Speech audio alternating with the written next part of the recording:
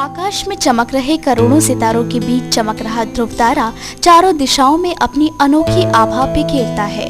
उसी प्रकार कला और साहित्य आकाश में तारे की भांति चमक रहे डॉक्टर बृजवल्लभ मिश्र जी बहुमुखी प्रतिभा के धनी हैं। भारतीय कला व साहित्य जगत में डॉक्टर बृजवल्लभ मिश्र का नाम अनजाना नहीं है। डॉक्टर मिश्र का जन्म 12 दिसंबर सन 1930 में हुआ। अपने जीवन के सफर में उन्होंने लेखन, अभिनय, आलोचक, संपादक, चित्रकार के रूप में ख्याति अर्जित की। जीवन के 23वें पड़ाव में डॉक्टर बृजवल्लभ मिश्र को डॉक्टर राजेंद्र प्रसाद ने उन्हें एकल अभिनय के अद्भुत प्रदर्शन के लिए सम्मानित किया। सौभाग्य से डॉक्टर मिश्र उन चंद लोगों में से एक थे जिन्होंने इतनी कम उम्र में राष्ट्रपति पुरस्कार पाया हो। डॉक्टर मिश्र के प्रभाव से कोई भी साहित्यकार और कलाकार अछूता नहीं रहा। 700 से अधिक मोनोप्ले प्रदर्शित करके डॉक्टर बी.वी. मिश्र ने समाज को अपनी कला का लोहा मनवाया।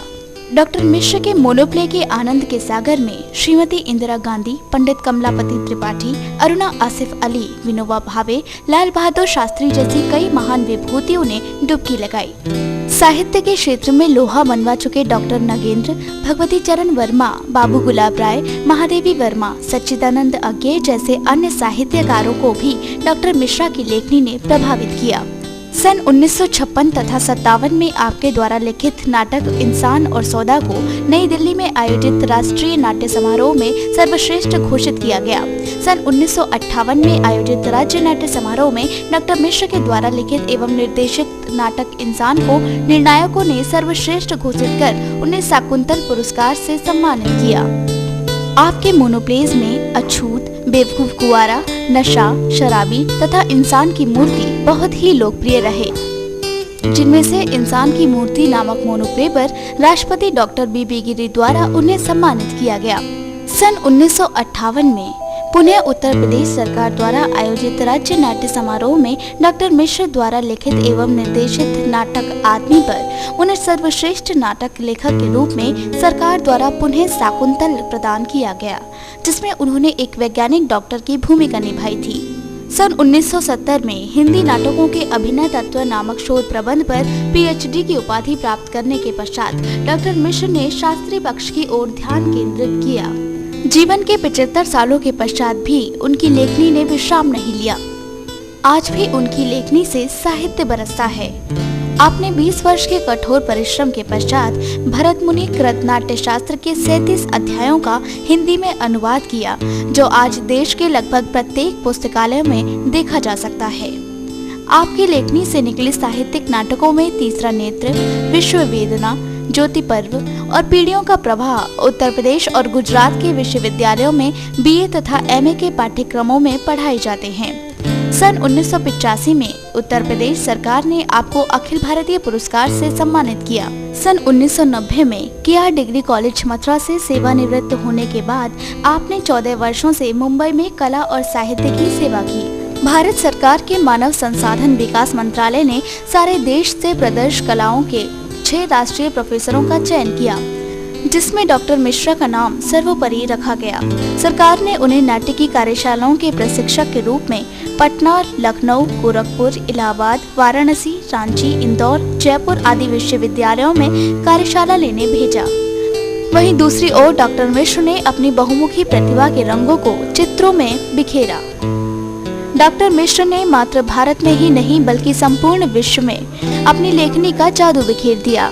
उनकी प्रतिभा से मात्र भारतीय ही नहीं विदेशी भी प्रभावित रहे, जिसके चलते कोलंबिया विश्वविद्यालय अमेरिका के कई विद्वान इनके चरित्र से प्रभावित होकर अपने प्रोजेक्ट्स में सहायता लेने के लिए भारत आए। मिश्रा जी की संपूर्ण रुचि शुरू से ही कला जगत के प्रति रही। नाटकों के प्रति वो आकर्षण, कला के प्रति समर्पण ही उन्हें उस क्षेत्र की ऊंचाइयों तक ले गया।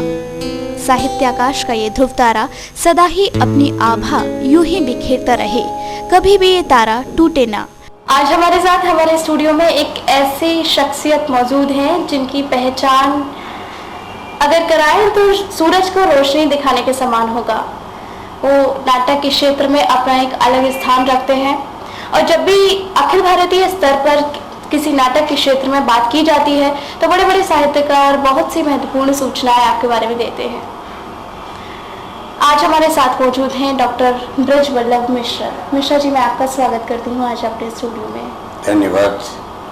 मिश्रा जी, जब हम किसी बड़े स्तर के नाटककार से बात करते हैं या किसी साहित्यिक क्षेत्र में जब भी हम बात करते हैं तो लोग कभी कभी आपको बड़ा साहित्यकार, कोई आपको नाटककार बताता है, तो कभी लोग कहते हैं आप बहुत अच्छे चित्रकार भी हैं। तो मैं जानना चाहूँगी कुछ आपके बारे में। बस इतना ही कह सकता हूँ कि मैं इस मथुरा नगर का एक रज कण हूँ। बहुत छोटा था, मेरे सर से मेरे पिताजी का साया हट गया, पर एक काम वो बहुत अच्छा कर गए कि मैं 7 वर्ष का था तो मेरी उंगली पकड़ के मुझे एक संस्कृत पाठशाला में भर्ती कर गए। 5 वर्ष मैंने संस्कृत पढ़ी। वो मुझे आज तक कंठाग्र है। उसके बाद फिर मैं अंग्रेजी शिक्षा में आया, लेकिन जीवन के बहुत से अभावों ने बाध्य कर दिया मुझे जी। कि मैं जल्दी से जल्दी कोई काम ऐसा करूं कि धनोपार्जन शुरू हो जाए जी। तो मैं एक रास मंडली में भर्ती हो गया। पहले गायन वादन नर्तन के प्रति मेरी रुचि थी बचपन से। कुछ दिन रास मंडली में काम किया। लय का, स्वर का, ताल का, नृत्य का ज्ञान हो गया। अच्छा नहीं लगा, बड़ी ठंडी सी है, तो फिर नौटंकी में चला गया। कुछ दिन वहां काम किया। उस वक्त तो मुझे कुछ होश नहीं था, एक जोश था, मैं काम करता था। लेकिन उस सब से जो मेरी प्रारंभिक शिक्षा थी गायन वादन नर्तन के संबंध में होती गई। फिर मैंने बचपन में किसी को नाटक के पर्दे बनाते देखा तो चित्रकला की तरफ में खींच गया। अच्छा। तो घर में भी बैठा बैठा रेखा खींचता रहता था, चित्र बनाता रहता था। और फिर सन 1948 में मैं यहाँ से भागा बम्बई। फिल्म जगत में पंद्रह भागने का शौक था। अच्छा। रिवाज टाइप फैशन था। तो जिस ट्रेन से मैं गया उसी ट्रेन से गीता वाली भी गई थी। अच्छा। हम दोनों एक साथ उतरे थे स्टेशन पर। गीता वाली अपने समय की बहुत अच्छी नायिका रही। फिर वहाँ मुझे नौकरी मिल गई, असिस्टेंट डायरेक्टर हो गया जी।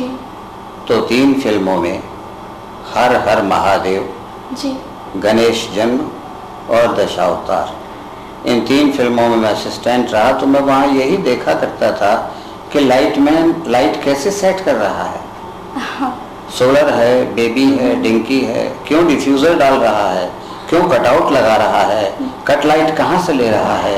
प्रारंभ से मेरी रुचि कला और साहित्य से जुड़ी हुई थी और हर चीज़ को मैं सबक और पाठ की तरह से देख के समझता। आपने अभिनेता के रूप में काफी ख्याति अर्जित की है अपने बारे में, तो मैं ये जानना चाहूंगी कि अभिनेता के रूप में कैसे इतनी आपको ख्याति मिली है। अभिनेता यानी अभिनय जगत में कैसे जाना हुआ?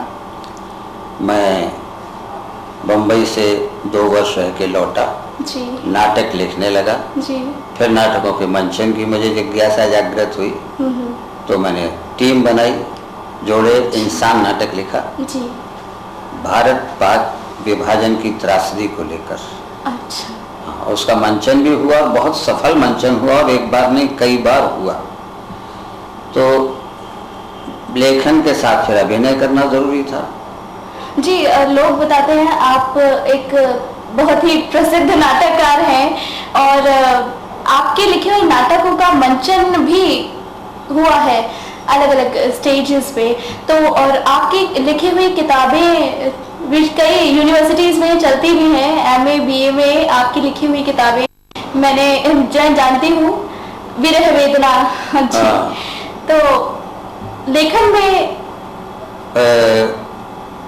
पहले मैं मंच पर ही सक्रिय हुआ अभिनेता के रूप में, और एक बार मैं कहीं ऐसी जगह फंस गया जी। कि जहाँ मेरी जेब में लौटने को पैसे नहीं थे।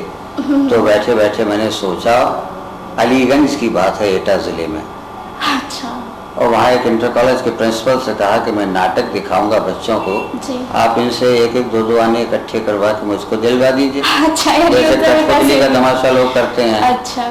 उन्होंने पैसे इकट्ठे कराए, 7वां और 8वां पीरियड छोड़ के सबको बिठा दिया, मेकअप का सामान लिया, मैंने जी। मोनोप्ले तैयार किया सोच के, और जी हाँ, 1 घंटे मोनोप्ले। का मोनोप्ले का प्रदर्शन मैंने वहाँ दिया, और वहाँ से पैसे मिले तो मुझे चस्का लग गया। जी। फिर मैंने मोनोप्ले को विकसित किया बहुत, और इतना विकसित किया कि मैं भाग्यशाली हूँ। यानी कि वो कठपुतली जैसे गेम से आपको ये आइडिया मिला कि आप मोनोप्ले। डॉक्टर साहब मैं आपसे ये पूछना चाहूंगी कि मोनोप्ले आपने किए हैं, आपने बड़ी सफलता हासिल की है मोनोप्ले में, जो कि अपने आप में बहुत ही कठिन कला होती है, यानी कि मैं तो मोनोप्ले के बारे में सोच ही नहीं सकती।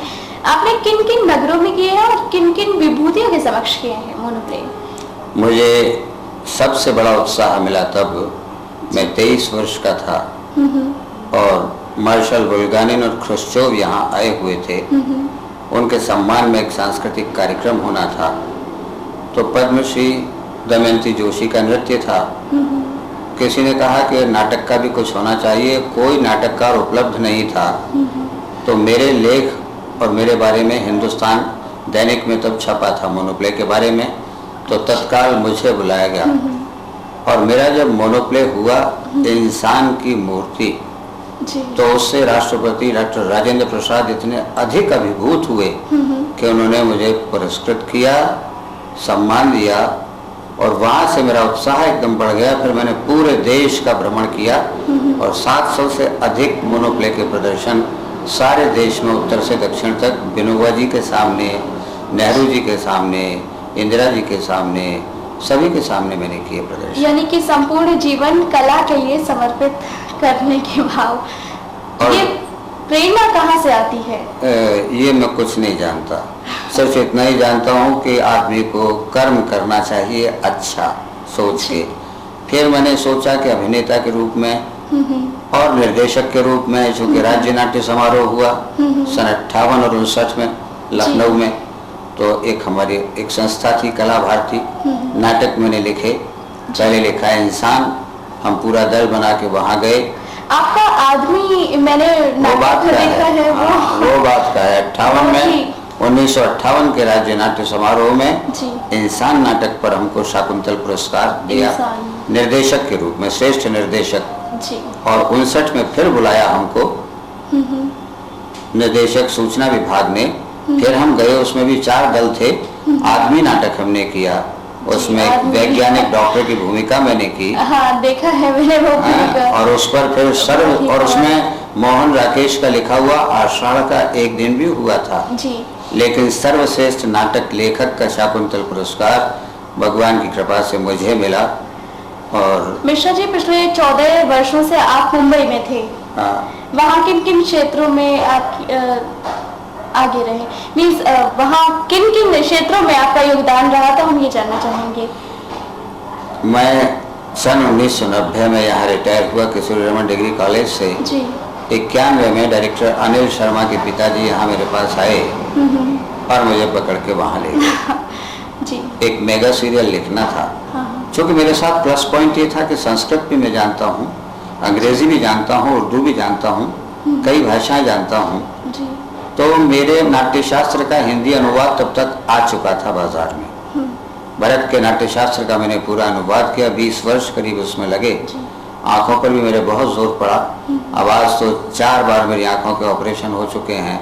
रोशनी भी मेरी आंखों की करीब 20% रह गई है। लिखा बहुत है मैंने, और इसीलिए मेरे नाटक विभिन्न विश्वविद्यालयों में, जो आपने अभी कहा, यही कारण है कि नाटक अच्छे स्तर के। नाट्यशास्त्र के ऊपर मैं जानना चाहूंगी, नाट्यशास्त्र है क्या अपने आप में? और कहते हैं कि 9 रस होते हैं, जबकि आपके नाटक विधाओं में 8 रस हैं, ऐसा क्यों?